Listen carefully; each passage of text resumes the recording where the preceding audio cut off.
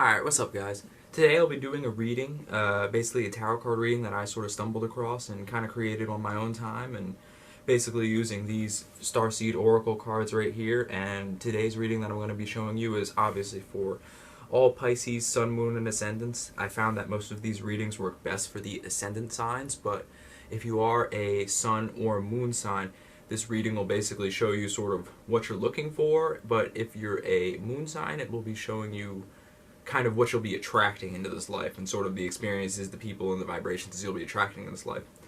This reading method that I created is basically called the Pyramid's Path. It uses about, I want to say, 15 cards or so. Once we get actually into the reading and he starts showing you how these cards are looked at, how they're sort of created, how they sort of like just play out when they're placed, and you'll start to get it as time goes on. So without further ado, let me just get this shuffling going. I'll probably speed this up. And basically, we'll start placing them out and seeing what happens.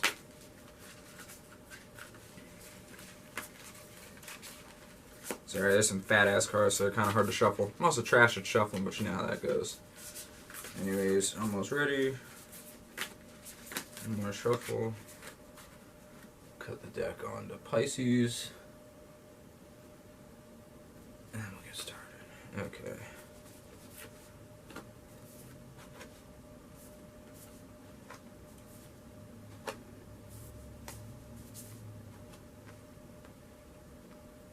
So you see I laid 5 cards down here, right? If you know anything about dimensions and how they work, 5 is sort of the vibrational realm. So it's where you're a vibration, you're a planet. You sort of create the flow, the feeling, and just the whole feeling and just vibration behind the experience itself. Now the next cards we're going to be placing down are basically the thoughts that we're extracting from these experiences. You can look at this side right here. This will be on your right side. You can look at this as sort of your past, what you know, the things you've experienced, the righteous way to go about things.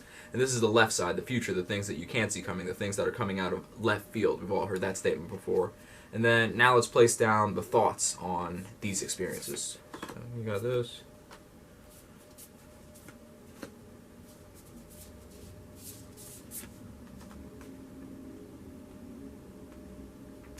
So the reason why this is 4 and why I say it's the thoughts is because the 4th dimension is basically the thought realm, the idea realm, basically the layer of life where you're supposed to get everyone on your thought frequency, your idea. You're just trying to get as much energy as you possibly can on your thought, because you exist as that, and that's how you ascend.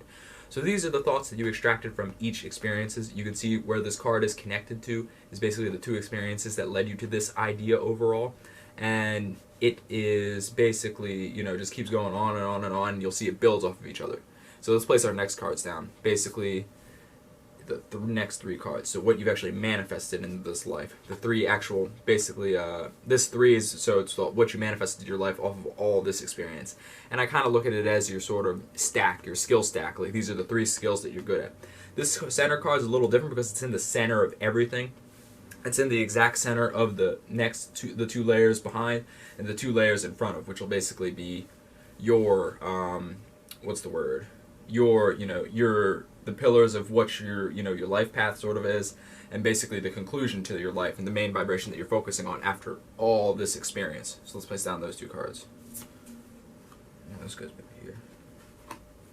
And then let's place your conclusion. I don't always pick off the top of the deck. Not that I look at the cards or anything, but I sort of just see what feels right for the conclusion. Obviously, I can't see it. I'm still going like this, so you know how that goes. I'm feeling this one. Okay.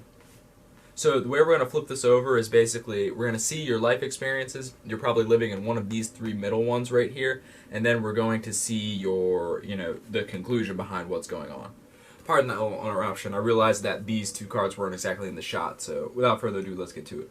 So the way I do this reading is basically I show you the life path that you're going through and all these experiences that lead up to all this first, and we just flip it over and go through it, and then I show you the conclusion, so you can sort of know, the main vibration of where you're going to, whether that be you're a teacher, you're supposed to learn things, you're supposed to just fuck up and go in the void, who knows, But that's just how I do it when it came to me. So let's start with the past, right? So we have your life is a canvas right here. Remember, this is for Pisces, Sun, Moon, and Ascendant. So your life is a canvas, right? What does this card mean? This basically means that, you just were born into this creative space. You're an artist, you love manifestations, you love creative accountability, you love all that type of stuff. You just see an open canvas, you love going with the flow, and that's just where things started out. It was upright, so it's naturally, it goes along with the normal earth realm. If you see that a card's possibly flipped in the future for this card, that means it's in conjunction with the spirit realm, because it's in direct opposition to how life is down here, just like how, life is in direct opposition to the spirit world. Let's see the next card. So inner earth, right? Once you going on this creative path, you sort of get into this space of, you're just receding in, being like, can I still go with the flow? Can I really be this free? Can I really just keep doing this over and over and over again and just have no direction for myself? It's sort of how just life is for Pisces. A lot of Pisces go through this experience, but for this one, it's kind of like you're receding into yourself and you're really reflecting on what you actually want to do. So remember, these are one of the 3 center cards, so this is where you could actually be right now. But let's keep moving. And then we have the Star Keeper, the Cosmic Ancestor. Oftentimes when you go within yourself and you sort of start reflecting and actually focusing on your more moonly traits, your moon is your mind. It's basically where you receive intuition. It's your quote-unquote third eye. I'm not going to say it's your pineal gland or anything, because that's some bullshit, but it's your third eye, your first eye, where you receive insight, where you get your downloads, where you just receive your creative inspiration and all that stuff. So after you go in for a while, it's natural that you'll lead to this card, the Star Keeper, the creative ancestors, just going back to where you came from and sort of learning, the real meaning behind, not life in general, but your life as a spirit. And then we have activated earth. So you can see how these sort of correlate. You were creative, you were just going with the flow, you felt like you had no direction for yourself. You went inside, you sort of molded on it for a while. You found some type of inspiration, a spontaneous, kind of an insight. The Starkeeper card isn't exactly spontaneous, it's sort of something that you carried within yourself for a long time. And then sort of this card is the higher level of this card right here, the higher level of inner earth. So it's sort of like, it says itself, it's activated earth, it's power places, ley lines, trust where you're led, stuff like that. So this is basically saying that inner reflective time had a purpose, you knew what it was. I'm not going to say you're like an indigo child or whatever thing, even though I have my opinions on that. But it's basically like you went with the flow, you reflected on it, it was a little painful, you found something that you held within yourself, and now you know how to use it. So let's see where you're going in the future, where you may end up. Child of the Cosmos. So, yeah, this basically sort of sort of speaks to the names of the cards itself. Love the artwork on that. But it just sort of shows you that you probably went with the flow, reflective period, little painful, kind of like growing up, being in middle school, shit like that. You sort of realized where you came from. You figured out the message, and you know how to use it. And now you're just working for the universe itself. That's basically what it is in a nutshell. Obviously, I can't really speak to your actually physical experience and just like how this physically plays out for you. Remember, all the spiritual stuff is always on the vibration, the thoughts, the feeling, the how you consciously look at it. But how you create the shape and form is always up to you. So remember that. Now let's sort of flip the conclusion card over and sort of see where that leads us. Interesting. So you got the I'm sorry card right here. This doesn't necessarily correlate to how you were specifically. It kind of can correlate with the past, because when you just go with the flow and you're living in your exalted place, which is Venus at the end of the day, just harmonious situations, you can fuck people over just for pleasure, Like, it's just what Venus is, it's what it does. Obviously, you have to go into your own Venus placement to figure that out and figure out what you've done specifically, but this I'm sorry card, it could go to, don't take it personally, it could go to many different things, On it actually says defenselessness, righting past wrongs, and uprooting, I don't always listen to what the description of what these cards are, but I do take them into account sometimes. You just have to see what feels right with you. You're a Pisces, you're a water sign, you know how to just go through your feelings and all that stuff. But yeah, this is basically just righting past wrongs. It could be your wrongs, it could be the world's wrongs, it could be your parents' wrongs, it could be your siblings' wrongs, it could be society's wrongs. It really could be anything, But it's basically just seeing the issues in the world and fixing them. This kind of touches back into your natural Pisces placement, which is mutable water, being adaptable and changeable to different ways of feeling and adding emotions to things. So this is where you get the go with the flowness right here. So you can sort of see how leading up to this point it plays out is you went with the flow. You naturally know how to do this. You had to reflect on if this is what you really wanted to do. You sort of got your message as a starseed. You figured out how to use it, and then you're just a tool of the cosmos, you know? I mean, we're all tools of the cosmos, you know? At the end of the day, my interpretation of God is just the universe itself. So to believe in God is to believe in the realm of all possibilities. Excuse me. I had some awesome bacon this morning, and I just burped. But, yeah. So it's basically, you know, at the end of the day, we're all tools of the cosmos, and you basically will be until you know how to create an entire universe for itself, a being that's only in conflict with itself. So basically, this, you being an activated, aware being in this realm, it basically means you're supposed to, you know, show people the way. And it's not as complicated as it seems. Like, just take your own experience into account. You went through this transformative experience to realize who you were, and it's time to make you sort of, probably if you're in the universe capacity of it, which you most likely are, you're supposed to just help people understand themselves better. Because at the end of the day, if we could all become self-regulatory in some capacity, we probably, you know, could get along in this world.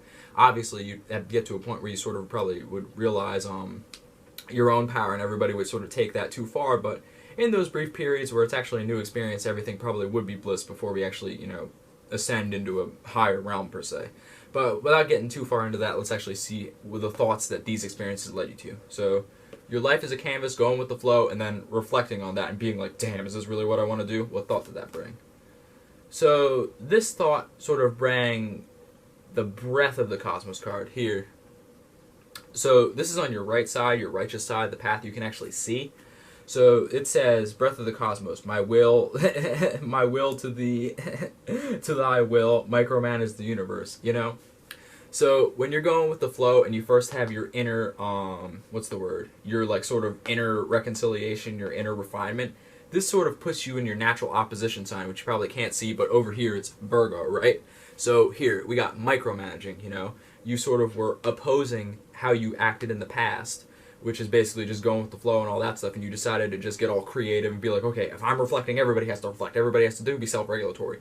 But when you're first starting this out, you know, you get all what it says right here, which is micromanaging. No one likes a fucking micromanager. Stop doing that shit.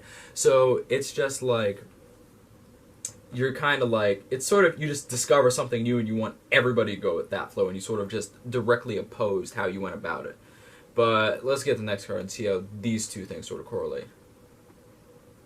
Ah, okay. So you can sort of tell, you already see how this path is going. You got the baby steps card right here. So baby steps is like, okay, I was micromanaging these people at first.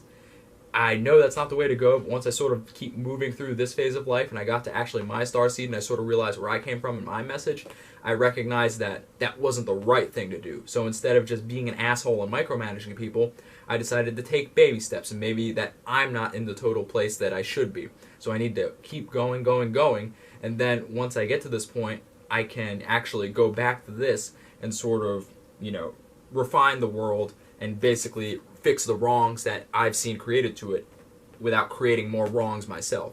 So this is why baby steps is important. So let's see what the next card is. Alright, hey guys, how's it going? Thanks for following this video up until this point. Hopefully it resonates with you, and hopefully you really got something out of it, and maybe even some deep insight on how your life has been going, the emotional paths, and you actually have a means to categorize it in a way that truly resonates with you. So, thanks for following this. If you guys actually want more and you want to see this full reading, you can click on our Patreon link below, but for now, just take a spin with me and let's see this bigger reading for the entire ecliptic that we have going on ourselves. So once again, Patreon link is in the description if you actually want to see the full reading, and you can see the full end of the path, all the takeaways, and everything that you actually enjoyed up into it so far and what it actually concludes to.